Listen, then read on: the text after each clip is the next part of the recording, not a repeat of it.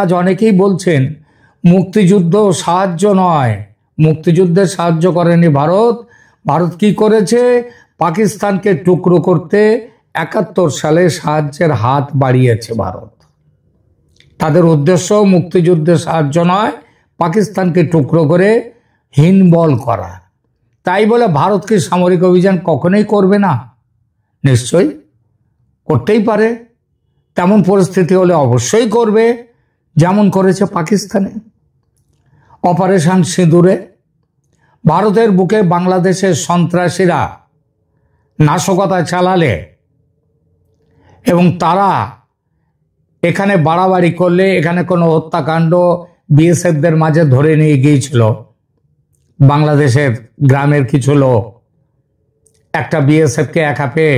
কারণ 2 কিলোমিটার রাস্তা, 2 কিলোমিটার পথ একজন তারা পাহারা দেন, একজন বিএসএফ আমাদের যে সীমান্তের।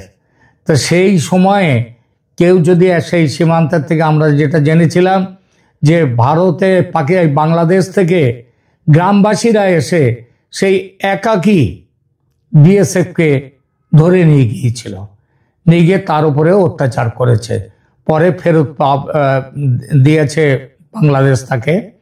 কিন্তু এই রকম ঘটনা যদি একটু বড় আকারে এবং আবার হয়, ভারত ঝাঁপিয়ে পড়বে। এটা শুনে রাখুন, বাংলাদেশের গ্রামের লোকদেরকে দিয়ে একাকী বিএসএফ পাহারাদারকে, টহলদার বিএসএফ পাহারাদার তাকে ধরে নিয়ে গিয়ে তার উপরে অত্যাচার করা, এরকম ঘটনা বেশি দিন আর ঘটতে দেওয়া হবে না। এরকম ঘটনা ঘটলে এবার দেখবেন তার মজাটা কি আসে। ভারত অপেক্ষায় আছে। গোয়েন্দা সূত্র জানাচ্ছে যে তেমন দিন আসতে খুব দেরি নেই যেদিন ভারত ঝাঁপিয়ে পড়বে। এর সাথে ভারতেরও একটা এখানে উদ্দেশ্য আছে। এবার ভারত যদি যুদ্ধে ঝাঁপিয়ে পড়ে, তেমন পরিস্থিতি যদি হয়, চিকেন নেক বড় হবে, চট্টগ্রাম কাটা যাবে, সে কাজটা হবে। সেদিন যাতে তাড়াতাড়ি আসে, তার জন্যে ভারত আপাতত বাণিজ্যে কড়াকড়ি করছে। এরপর জল নিয়ে চাপ দেবে। এই চাপের চোটে মানে গঙ্গা জল বন্টন চুক্তি, এটা এই সরকারের সাথে যে তার কোনো চুক্তি হবে না, সেটা লিখে নিতে পারেন।